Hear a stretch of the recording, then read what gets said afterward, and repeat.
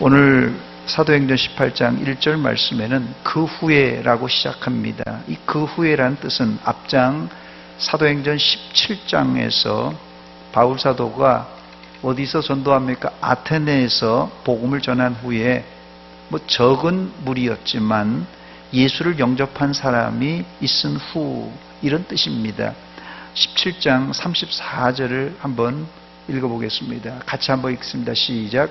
몇 사람이 그를 가까이하여 믿으니 그 중에는 아레오바고 관리 디오누시오와 다말이라 하는 여자와 또 다른 사람들도 있었더라. 아멘. 그리고 오늘 본문 1절로 연결되는데 그 후에입니다. 그 후에 어떻다고요? 1절입니다. 그 후에 바울이 아덴을 떠나 고린도에 이르러입니다. 바울 사도가 이 아테네에서의 임무를 마치고 고린도에 왔다는 말입니다. 아테네에서 이 고린도는 최근에는 고속도로가 뚫렸다고 그럽니다. 그래서 아테네에서 고린도까지 약 1시간가량 걸린다고 합니다.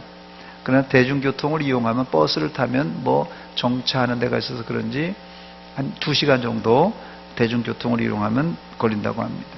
그러나 과거 2000년 전을 한번 생각해 보시기 바랍니다. 바울 사도가 다니던 2000년 전에는 도로가 구불구불거리고 험악해서 약 2, 3일 거리가 되었다고 합니다. 약 한 80km가 된다고 그러니까요.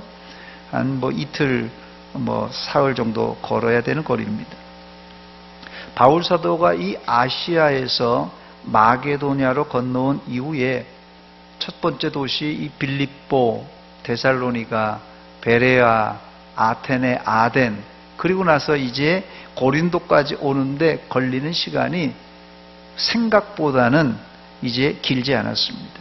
그 이유가 있습니다. 바울 사도가 가는 곳마다 유대인들의 무리가 쫓아와서 복음 전파를 방해하고 이 바울 사도를 쫓아냈습니다. 그런데 놀랍지 않습니까? 바울 사도는 유대인들이 쫓아내면 쫓아낼수록 더 빠르게 복음을 전하고 가는 곳마다 교회를 세우고 치고 빠지는 전략으로 복음을 전파했습니다. 사탄은 바울 사도를 힘들게 하고 바울 사도를 쫓아내면 복음 전파가 안 될 줄 알았습니다. 그래서 계속해서 쫓아냅니다. 그런데 바울 사도는 쫓기면 쫓길수록 오히려 복음의 불은 더 넓게 옮겨갔습니다. 마치 여러분 이 촛불을 끌려고 예전에는 촛불을 켜고 살지도 했지 않습니까? 촛불을 끌려고 후 하고 불렀는데 촛불이 꺼지는 게 아니라 이 옆에 옮겨 붙어서 더 넓게 불수록 더 멀리 확장되는 것처럼 이런 지경이 바로 바울 사도가 이 마게도냐의 빌립보 성을 시작해서 아테네까지 고린도까지 그렇게 빨리 진행이 됐던 것입니다. 제가 사진을 몇 장 준비했습니다. 한번 보여주시기 바랍니다. 지도를 제가 준비했는데요. 저게 지금 1차부터 2차 그리고 3차 전도여행이 되는데 저기 위에 빌립보부터 시작해서 또 데살로니가, 베레아, 아덴 그리고 고린도까지 오는 그 지형이 이렇게 되어 있습니다. 또 한 가지 사진을 더 보여주세요. 저거는 지금 그 고린도 지역, 아테네와 고린도 지역만 확대해서 됐습니다. 여러분들이 빨간 글씨로 쓴 것이 아테네인데 보이는지 모르겠는데요. 그리고 제가 볼 때는 오른쪽이고 요 팻말이 있는데 왼쪽에 고린도 지역입니다. 그 고린도 지역이 저렇게 표현이 죄송합니다만 모가지처럼 목처럼 딱 저렇게 돼 있는데 저게 이쪽 고린도 지역에 있는 부분은 이 펠로폰네시스 반도라고 그래서 저 목이 딱 붙어 있습니다. 이 반도가 큰 반도가. 그래서 그리스 본토와 요 조그만 이 고린도 지역에는 그래서 저기가 운하가 생겼습니다. 한번 보여주시기 바랍니다. 실제 지도를 한번 보여주시기 바랍니다. 다음 사진이요. 다음 사진. 안 나오나요? 사진 안 나와요? 없어요? 2개밖에 없었나? 예. 없나 본데요. 예. 그래서 저게 지금 안 보입니다만은 저게 운하로 되어 있습니다. 그래서 세계 3대 운하라고 하면 이집트의 스에즈 운하, 그 다음에 파나마의 파나마 운하, 그리고 저 고린도의, 그리스에 있는 이 고린도의 이 고린도 운하가 3대 운하 중에 하나입니다. 제가 그걸 보여드리려고 했는데 그게 안 나오네요. 자, 지리적인 조건으로 보았듯이 고린도는 항구 도시입니다. 이 로마와 아시아를 잇는 항구 도시의 중요한 교량 역할을 했습니다. 자동 무역의 중심지가 되어서 도시 전체가 2000년 전에 아주 부강한 그런 잘 사는 도시였습니다. 여러분, 잘 살면 좋을 것 같죠? 잘 살면 좋을 것 같죠? 잘 살면 좋을 것 같지만 잘 사는 도시는 반드시 이 부패와 음란이 뒤따르게 돼 있어요. 잘 살면 조심해야 되는데 부패해 썩을 수 있고요. 그리고 꼭 음란이 따라옵니다. 고린도도 예외는 아니었어요. 고린도는 특별히 음란한 도시였어요. 그래서 고린도 사람이라는 이 말 자체가 바로 음란한 사람이라는 대명사였습니다. 그 이유는 옛 고린도의 중심지였던 이 아크로 고린도 산이라는 게 있는데 해발 575m입니다. 돌산이에요. 그런데 저 보이죠? 고린도 사람들이 이 산 꼭대기에다가 아프로디테라는 미의 여신 신전을 세웠는데 저 꼭대기에 보면 신전이 조금 보입니다. 아주 제일 꼭대기에. 이 신전이 전성기에는 약 1,000명의 여자 사제들이 활동했다고 합니다. 이들은 낮엔 신전에서 일하고 밤엔 몸을 팔므로 여신을 섬겼습니다.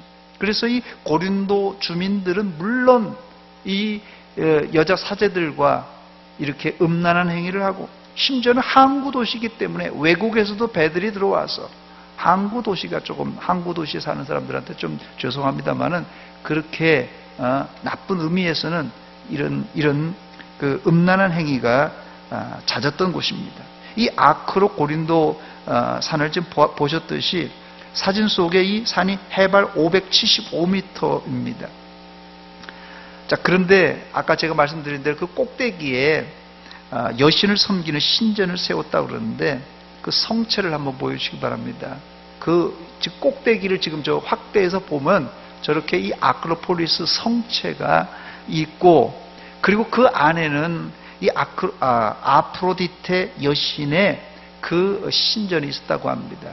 그 아프로디테 여신을 저게 지금 미의 여신이에요. 아프로디테 여신. 이 고린도 사람들이 섬겼던 여신입니다. 저건 주 2세기 정도에 만들어진 이 상인데 현재는 영국 대형박물관에 보관되어 있다고 합니다. 저게 미의 여신 아프로디테입니다. 예쁘게 생겼나요? 이 로마 사람들에게는 이 아프로디테를 뭐라고 불렀을까요? 여러분이 잘 아는 비너스라고 부릅니다. 비너스. 이 페니키아와 가나안 사람들에게서는 아스타르테라고 불렀는데 이게 성경에는 아스타롯이라고 되어 있습니다. 바벨론 사람은 이것을 이슈타르라고 이렇게 불렀습니다. 자, 그러니까 이 미의 여신을 헬라 사람, 로마 사람, 가나안 이 족속 사람들, 바벨론 사람들이 똑같이 이 여성에 대한 미에 대한 이 여신을 섬겼는데 이름만 다른 거예요. 여기서는 뭐 비너스라고 부르고 이 저 고린도 사람은 아프로디테라고 부르고 뭐 저기에서는 뭐 아스타롯이라고 부르고 뭐 이렇게 달랐다는 거예요. 대신에 세계 어디 가도 이런 미의 여신들이 다 있다는 것이에요. 또 산 밑에는 이 아폴로 신전이 있었습니다. 아폴로 신전 사진 한번 보여주시기 바랍니다. 그 산 밑에 있는 것이에요. 아까 그 산 밑에 아폴로 신전. 뒤에가 이 배경이 그 산입니다. 그 다음에 또 옥타비아누스 황제 신전도 있었는데 저게 아주 유명한 신전입니다. 또 그 밑에는 또 이 아고라라고 그래서 우리로 하자면 뭐 그냥 뭐 시장이나 사람들이 많이 모여드는 그런 장소를 말합니다. 제가 왜 이 설교 때마다 성경에 없는 내용을 소개하느냐면요, 한 도시를 선교하려면 반드시 그 도시의 영적 상황 또 겉과 속을 알아야 우리가 영적으로도 정복할 수 있기 때문에 그렇습니다. 바로 저러한 우상으로 가득 차고 음란했던 그 도시가 고린도였는데 그 도시에 가서 바울 사도가 지금 선교하러 들어간 것이에요. 그러므로 영적으로 상당히 어두웠던 도시가 당시 고린도라는 도시입니다. 물론 바울 사도는 당시 고린도에 대한 정보를 공부할 시간적인 여유가 없었습니다. 그냥 쫓겨서 급하게 고린도에 도착했습니다. 그런데 놀라운 사실은 첫 번째로 우리가 살펴볼 것은 하나님께서 바울 사도가 고린도에 도착하기 전에 이미 준비된 사람을 그에게 붙여주셨습니다. 바로 브리스길라와 아굴라 부부입니다. 영적, 육적으로 지쳐있고 바울 사도가 지금 쫓기고 계속 힘들게 쫓겨서 지금 고린도까지 왔거든요.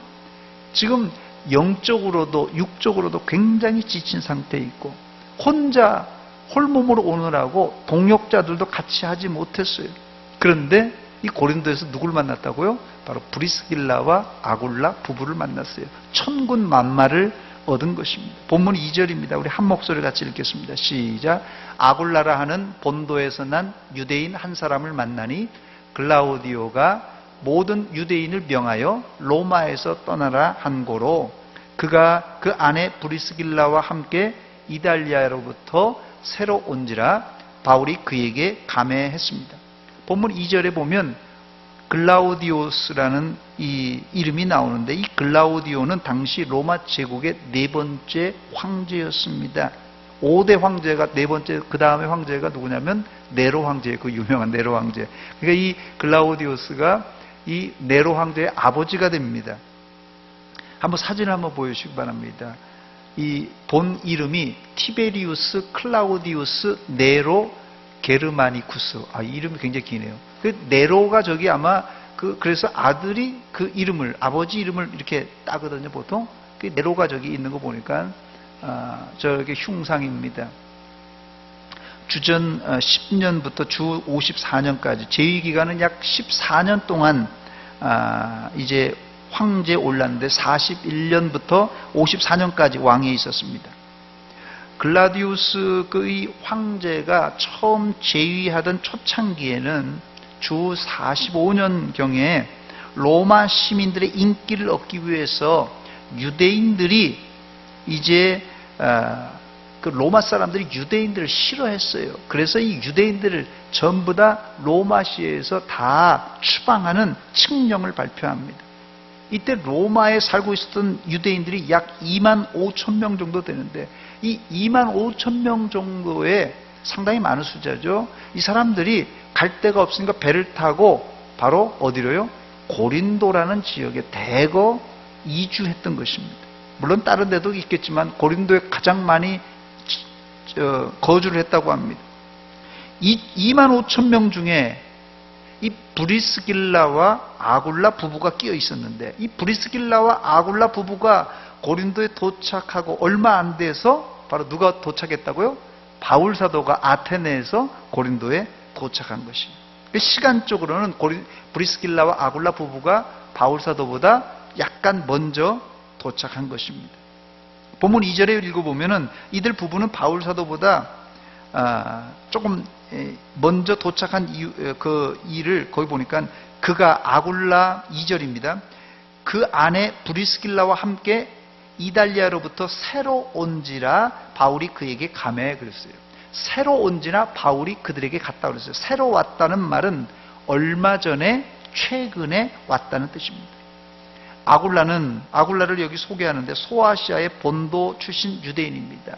이 본도 출신 유대인은 어디냐면요, 지금의 흑해 지역이에요. 터키 북쪽의 흑해 지역에 살고 있었던 이 아굴라라는 사람이 어떻게 로마까지 가게 살게 된 것입니까?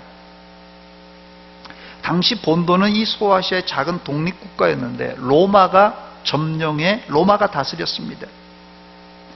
아마도 이 주경학자들이 이 본도에 살고 있었던 유대인 아굴라가 로마의 군대 붙잡혀서 볼모로 이 포로로 끌려가서 전쟁 노예로 로마에 들어가게 된 것입니다. 거기서 로마에서 자기의 신분이 이 노예에서 이제 이렇게 노예 신분으로 끌려갔지만 이제 자유의 몸이 되고 로마 출생의 이 아내 브리스길라를 만나서 결혼하게 됩니다.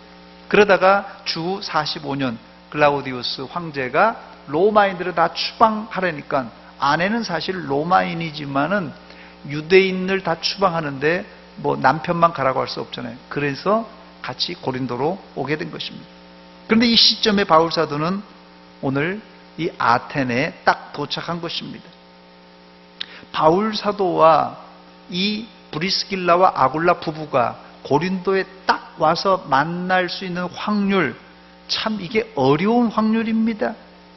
그런데 이런 복잡한 브리스길라와 아굴라 부부도 쫓기고 쫓겨서 사실 로마에서 추방당해서 고린도로 왔고, 바울 사도는 뭐 아시아에서 빌립보에서 뭐 이게 오다가 해서 딱 와서 이 두 사람이 만날 수 있는 것이 참 이게 우연이었을까요? 여러분 생각할 때 이 만남이요. 저는 이 말씀을 묵상하면서 제 자신을 한번 돌아봤어요. 제가 어떻게 대전 서문교에 와서 이 자리에 서 있을 수 있는가? 대전에 제가 사실 대전 서문교에 부임하기 직전 진짜 약 한 달가량 전만 해도 꿈에도 생각하지 못했어요. 제가 대전 서문교에 대전에 올 줄을 저는 상상하지 못했어요. 그런데 저를 하나님께서 경상도에도 살게 하시고, 충청도에도 살게 하시고, 서울에도 살게 하시고, 전라도에 살게 하시고, 심지어는 뭐 영국에서도 잠깐 살게 하시다가 어떻게 여기 대전까지 오게 하신 것입니까? 여러분들이 이 말을 들어도 뭐 남의 얘기니까 별 감동이 없을 텐데요. 저는 이거 말씀을 준비하면서 어떻게 하나님께서 나를 이렇게 훈련시키고 또 몰아가시다가 어떻게 대전에 여기 오게 되었는가? 그 이유를 한번 생각해 봤어요. 그 이유는 다른 게 없더라고요. 저와 여러분들이 만나게 하나님께서 이렇게 예정해 놓으신 것 같아요. 바울 사도와 아굴라와 이 브리스길라가 만난 것이 우연이 아니라 하나님의 특별한 계획인 줄 믿으시기 바랍니다.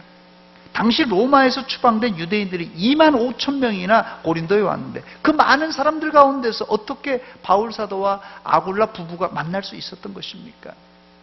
그 이유를 하나님께서는 또 준비를 해놓으셨더라고요. 본문에 보니까 3절에 보니까 생업이 같았다 이렇게 말합니다. 3절을 한번 같이 읽겠습니다. 시작. 생업이 같으므로 함께 살며 일을 하니 그 생업은 천막을 만드는 것이더라. 아멘. 일반적으로 고대 직업은 대대로 내려오는 가업입니다. 가업. 바울 사도도 어려서부터 유대인 아닙니까? 이 두 사람 다 디아스포라 유대인이에요. 다소 지역에서 출생한 유대인입니다. 로마 시민권을 가졌지만 아버지로부터 천막 만드는 기술을 전수받았고, 또 아굴라도 이 본도에 살았지만 유대인 아니에요? 유대인들은 반드시 자기 아들들에게 한 가지 이상 기술을 가르쳐 준답니다. 뭐 공부를 하든 뭘 다른 걸 하더라도 한 가지 이상 이 가업으로 내려오는 기술을 꼭 가르쳐 준다고 그래요. 그래야지 세계 어디로 흩어져도 그 기술을 가지고 먹고 사는 거 아니에요. 돈을 유산으로 나눠주면 그거 써버리면 그냥 아무것도 없잖아요. 그런데 기술을 가르쳐주면 세계 어디 가도 그 기술을 가지고 먹고 살 수 있잖아요. 그래서 유대인들이 참 지혜로운 게 돈을 전수해 주지 않고 반드시 기술을 아들한테 전수해 준다고 합니다. 그래서 일반적으로 가업이에요. 그런데 바울 사도도 천막 깁는 기술이 있었고 또 이 아굴라도 기술이 있었던 것이에요. 그래서 하나님께서는 조상 대대로부터 두 사람을 만날 수 있도록 하나님이 예비해 두신 것입니다. 자, 두 번째로 뒤에 나오지만 이 브리스길라와 아굴라 부부는 바울 사도를 돕는 일과 선교 사역에 매우 중요한 역할을 했습니다. 선교 사역과 교회 사역엔 바울과 같은 전문 사역자가 필요합니다. 반드시 바울 사도와 같은 전문 사역자가 필요하지만 브리스길라와 아굴라 부부 같은 평신도 부부들이 많아야 합니다. 그래야 선교도 교회도 부흥할 수가 있습니다. 누가 우리 교회에 브리스길라와 아굴라와 같은 부부가 되겠습니까? 본문에 이 아굴라 부부는 젊은 부부였던 것으로 추정이 됩니다. 그러나 나이를 많이 먹었어도 부부가 하나님을 섬기면 그 가정은 큰 일을 감당할 줄 믿습니다. 일반적으로 이 브리스길라를 애칭으로 브리스가라 이렇게 부릅니다. 신약 성경에 6번이나 브리스길라라는 이름이 나오는데 본문을 비롯한 사도행전에 3번 이 브리스길라라는 이름으로 표기되어 있어요. 사도행전은 아마 누가가 기록했기 때문에 정중하게 이 브리스길라라는 이 완전한 풀네임을 다 기록했던 것 같아요. 그런데 나머지 3번이 브리스길라라는 이름이 나오는데 바울의 편지 가운데 이름이 브리스길라 이름이 나오는데 그때는 모두 다 애칭으로 브리스가 이렇게 기록되어 있습니다. 바울 사도는 그만큼 이 브리스길라를 브리스가라고 애칭으로 부를 만큼 허물이 없었던 사이였습니다. 여러분, 선교는 교회 일은 혼자 안 됩니다. 반드시 이런 동역자가 필요합니다. 바울 사도는 고린도에 와서 실라와 디모데뿐만 아니라 이 브리스길라와 아굴라 부부를 만나서 선교의 날개를 달았던 것입니다. 그런데 이 브리스가와 아굴라를 바울 사도가 어떻게 평가합니까? 로마서 16장 3절 4절에 보니까 너희는 그리스도 예수 안에서 나의 동역자들인 브리스가와 아굴라, 이제 바울이 쓸 때는 브리스길라가 광고로 브리스가라고 그랬어요. 아굴라에게 문안하라 그러면서 뭐라 그러냐면 그들은 내 목숨을 위하여 자기들의 목까지도 내놓았나니, 목숨까지도 내놓았다는 거예요. 나뿐만 아니라 이방인의 모든 교회도 그들에게 감사한다고 기록하고 있어요. 바울을 위해서 자기들의 목숨까지도 내놓았던 부부, 이런 부부를 만난 바울 사도는 그들을 평생 잊지 못했습니다. 세 번째로 바울 사도가 전도에 집중했던 사람들은 누굽니까? 바울 사도가 고린도에 와서 전도에 집중했던 사람이 누굽니까? 바울 사도는 이방인의 사도였지만 어딜 가든지 자신의 동족 유대인들에게 먼저 전도했어요. 그래서 바울 사도는 4절에 안식일마다 유대인들이 모여있는 회당에서 강론했습니다. 이 말은 상당히 큰 의미가 있는데 그런데 이 결과가 어떻습니까? 유대인들에게 복음을 전하기 위해서 회당에 들어가서 복음을 전했는데 결과가 어땠습니까? 바울 사도가 찾아가는 회당마다 동족 유대인들이 바울의 이야기를 듣는 것이 아니라 오히려 강력하게 대적하고 심지어는 바울 사도를 죽이려고 했습니다. 그러니 바울 사도 입장에서는 회당에서 전도하는 것이 그리 탐탁한 장소가 아닙니다. 가면 분명히 대적하는 사람들을 만나게 되기 때문입니다. 그러나 고린도에 와서 바울 사도는 핍박받을 각오를 하고 회당을 찾았습니다. 4절을 우리 한 목소리로 같이 읽겠습니다. 4절입니다. 시작. 안식일마다 바울이 회당에서 강론하고 유대인과 헬라인을 권면하니라. 여기 가르치는 방법이 두 가지가 기록되어 있는데 한 가지는 강론이라는 방법이 있고 다른 한 가지는 권면이라는 방법입니다. 강론은 지식이 없는 사람에게 깨우치는 방법이라면 권면이라는 것은 알고 있는 내용을 권하는 작업입니다. 강론과 권면은 선교, 전도 그리고 교육에 있어서는 없어서는 안 될 중요한 방법론입니다. 이 가르침과 권면, 가르침이 강한데 권면이 없으면 열매가 없고 가르침이 없는데 권면만 하면 잔소리가 되기 쉽습니다. 목회의 강론이 설교라면 권면은 신방에 해당한다고 할 수 있습니다.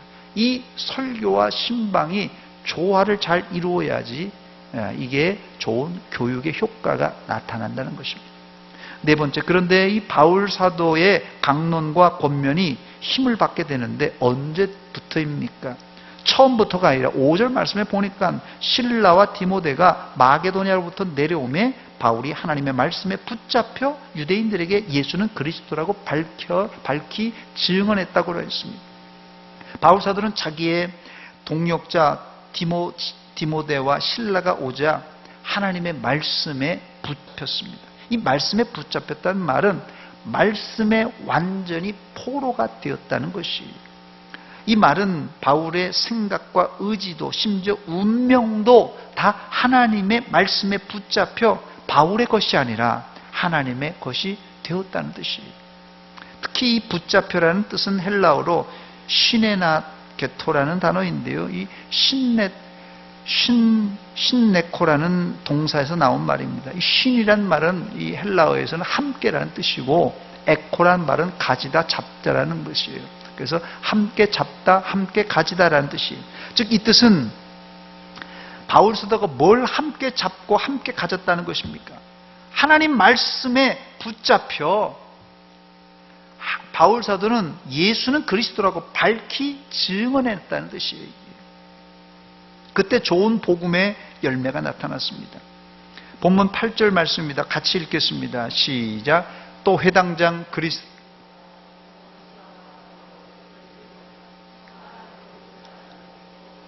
세례를 받더라. 아멘. 그 결과 말씀에 붙들려서 복음을 증거한 결과 회당장이 예수 믿는 그런 놀라운 역사가 일어났습니다. 이 시대에도 하나님 말씀에 붙잡힌 전도인들이 필요합니다. 그때 성령의 역사와 감동이 일어나고 믿지 않는 자들이 죽게 돌아오는 역사가 일어나는 것입니다. 그런데 이 말씀에 붙들려면, 말씀에 붙잡히려면 그냥 되는 게 아니에요. 말씀을 많이 읽어야 됩니다. 말씀을 알아야지 붙잡히죠. 엉터리로 붙잡으면 안 됩니다. 실력이 있어야 돼요. 그렇다고 전도에 좋은 결과만 있었던 건 아닙니다. 본문 6절에 보니까 그들이 대적하여 비방하거늘 그랬어요. 바울이 옷을 털면서 이르되 너희 피가 너희 머리로 돌아갈 것이요 나는 깨끗하니라. 이후에는 이방인에게로 가리라고 했어요. 회당에서 그렇게 설득하고 전도했지만 끝까지 바울 사도를 반대하고 대적하는 유대인들이 있었습니다. 이들에게 바울 사도는 옷을 털면서 폭탄 선언을 했어요. 너희 피가 너희에게로 돌아갈 것이요 나는 깨끗하다. 이후에는 내가 이방인에게로 가겠다고 얘기했습니다. 이 계기로 본격적으로 바울 사도는 이방인에게로 선교의 초점이 맞춰지게 됩니다. 본문 7절입니다. 거기서 옮겨 하나님을 경외하는 디도 유스도라 하는 사람의 집에 들어가니 그 집은 회당 옆이라. 유대인들이 회당에서 복음을 전하지 못하게 막아버리니까 바울 사도는 거기서 옮겨서 하나님을 경외하는 디도 유스도 집에 들어가서 약 1년 6개월 동안 거주하면서 복음을 전하게 됩니다. 고린도에 이렇게 오랫동안, 다른 데는 3개월, 얼마 3주 이렇게 밖에 못 있었는데 고린도에는 사실 아까 제가 배경으로 말씀드렸듯이 음란하고 굉장히 여기 타락한 도시입니다. 역설적으로 악령이 강하게 역사하고 음란하고 타락한 도시에 오히려 복음은 더 폭발적으로 일어났어요. 그게 놀라운 것이에요. 그러니까 우리가 생각할 때는 아이고 저 사람 예수 안 믿게 생겼어. 저 집안은 다 엉터리고 더 악한 집안이야. 그런데 오히려 악한 영들이 역사하는 곳에 성령께서도 강력하게 역사하신다는 것이에요. 그래서 우리가 함부로 평가하면 안 됩니다. 고린도라는 도시, 음란한 도시고, 거기 여신을 섬기면서 여자 사제들이 많고 막 타락한 도시니까, 거기 그냥 비껴가야 되겠다 했다면, 고린도 교회가 거기에 있겠어요? 안 되겠죠.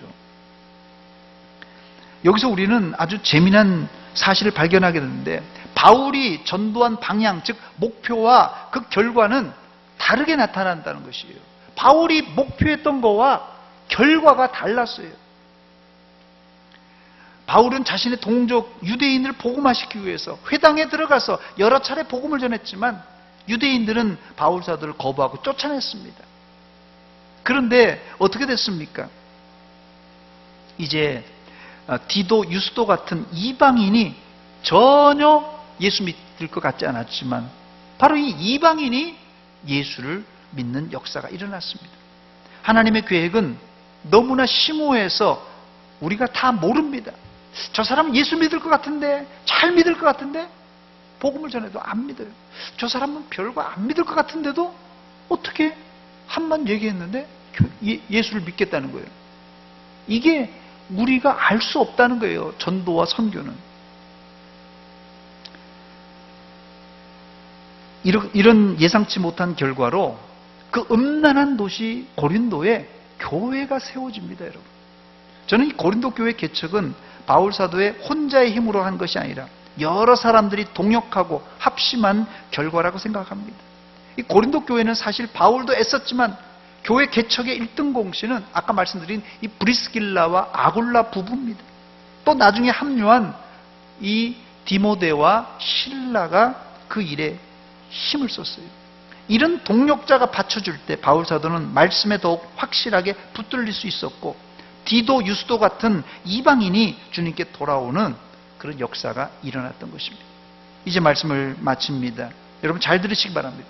여러분들이 바울 사도같이 훌륭한 사도가 설령 못 될지라도 바울 사도 곁에서 협력하는 브리스길라와 아굴라 부부가 될 수 있고, 디모데와 실라와 같은 협력자는 될 수 있습니다.